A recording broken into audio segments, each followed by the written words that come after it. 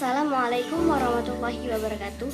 Perkenalkan, nama saya Iga Rainfabet. Saya dari kelas 11 IPA 4. Di sini saya akan menceritakan mengenai kisah teladan Khulafaur Rasyidin dalam menangani kasus urut.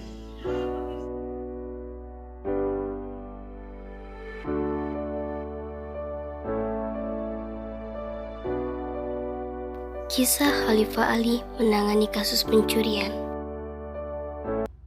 Pada era Khalifah Ali, pusat kekuasaan Islam dipindahkan dari Madinah ke Kufah atau Irak.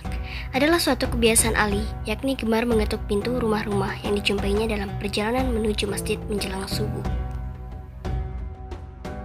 Suatu kali, Ali melewati kawasan permukiman Yahudi. Kaum ini termasuk kafir zimmi sehingga memperoleh perlindungan negara. Tiba-tiba, Ali melihat ada sebuah baju perang dijemur di depan salah satu rumah. Keponakan Rasulullah Shallallahu Alaihi Wasallam itu pun menghampirinya. Dia memperhatikan baik-baik keadaan baju perang itu. Sesudah itu, Ali merasa yakin bahwa benda itu miliknya. Sesudah memimpin sholat subuh berjamaah, Khalifah Ali kembali lagi ke rumah itu. Dia lantas mengetuk pintu, dan keluarlah si pemilik rumah. "Wahai Yahudi, bagaimana keadaanmu?" tanya Ali. "Baik-baik saja, wahai Khalifah," jawab si Yahudi. Ali kemudian menunjuk pada baju perang yang sedang dijemur. "Aku melihat ada baju perang di depan rumahmu. Apakah itu kepunyaanmu?" selidik Ali. "Baju itu dijemur di rumahku. Tentu saja baju perang itu punyaku," terang si pria Yahudi. "Tapi aku yakin baju ini milikku," tegas Ali lagi. Sahabat Nabi Shallallahu Alaihi Wasallam itu lantas menunjukkan beberapa ciri yang memang terdapat pada pakaian tersebut. Orang Yahudi itu tetap bertahan pada argumentasinya. Ali kemudian mengajaknya ke pengadilan saat itu juga. Sampailah keduanya di gedung pengadilan. Ali masuk diikuti si Yahudi. Dengan mata kepalanya sendiri, orang kafir zimmi itu melihat tidak ada perlakuan khusus terhadap sang khalifah. Begitu Ali mengucapkan salam, seisi ruangan menjawabnya. Sesudah itu tidak terjadi apa-apa. "Wahai Khalifah, silakan mengantri," kata hakim. Ali pun menuju ke barisan antrian dari yang paling belakang. Beberapa lama kemudian, dia pun bisa mendaftarkan perkaranya. Tibalah giliran kasus Ali dan si Yahudi tadi digelar. Di hadapan mereka, sang hakim bertanya, "Apa pokok persoalannya?" "Saat aku sedang berjalan di depan rumah dia, aku mendapati sebuah baju perang sedang dijemur. Setelah mengamati baik-baik, aku yakin betul baju tersebut adalah kepunyaanku," terang Ali. "Bagaimana menurut engkau?" tanya sang hakim kepada si Yahudi. "Baju itu dijemur di rumahku, wahai hakim. Aku mengatakan baju perang itu adalah milikku," tegasnya. "Apakah engkau bisa menghadirkan saksi-saksi yang dapat menunjukkan itulah baju perang engkau?" tanya sang hakim kepada Khalifah Ali. "Yang tahu bahwa baju itu kepunyaanku adalah anak-anakku Hasan dan Hussein serta istriku," ujar Khalifah Ali.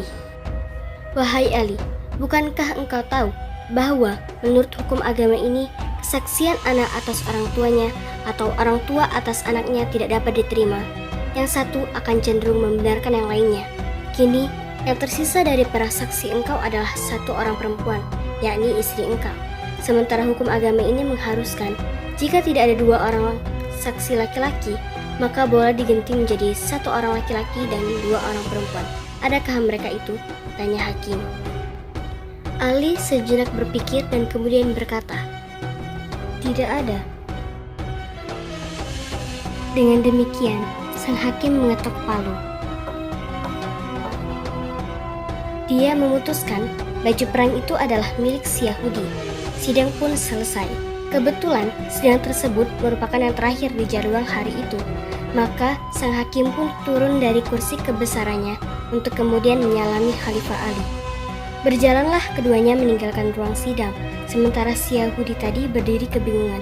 Dia bingung sebab belum pernah dalam hidupnya mengalami sistem dan akhlak kepemimpinan yang adil seperti itu. Yahudi tadi pun berlari menyusul Khalifah Ali dan sang hakim.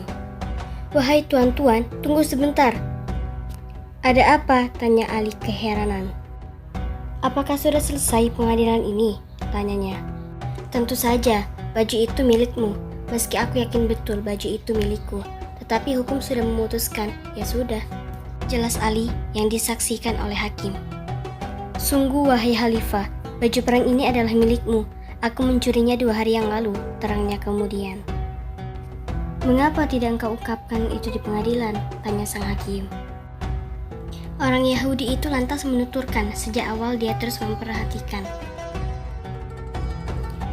Hingga akhirnya dia menyadari betapa mengagumkannya sistem hukum Islam dan kepemimpinan Ali. Sebagai orang yang lama tinggal di Irak, dia dan kaumnya terbiasa dengan perilaku yang sewenang-wenang dari penguasa dan negara.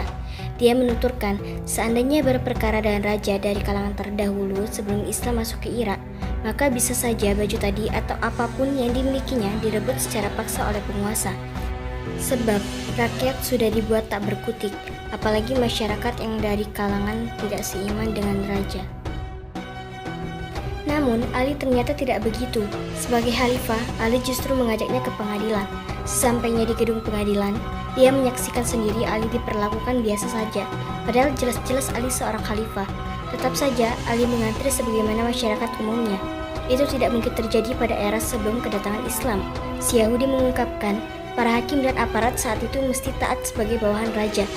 Mereka pasti mengistimewakan raja di atas orang-orang biasa. Si Yahudi itu lebih kaget lagi ketika tadi hakim menolak kesaksian Ali. Dia baru tahu, dalam hukum Islam, kesaksian diatur sedemikian perinci untuk memastikan keadilan ditegakkan. Tidak bisa seorang anak menjadi saksi atas orang tuanya. Karena itu, Ali tidak mampu menghadirkan saksi-saksi lain yang diminta, sehingga keterangan sang khalifah pun tertolak. Maka saksikanlah oleh tuan-tuan sekalian, asyhadu alla ilaha illallah wa asyhadu anna Muhammadar Rasulullah, kata pria itu. Khalifah Ali dan sang hakim pun bertakbir.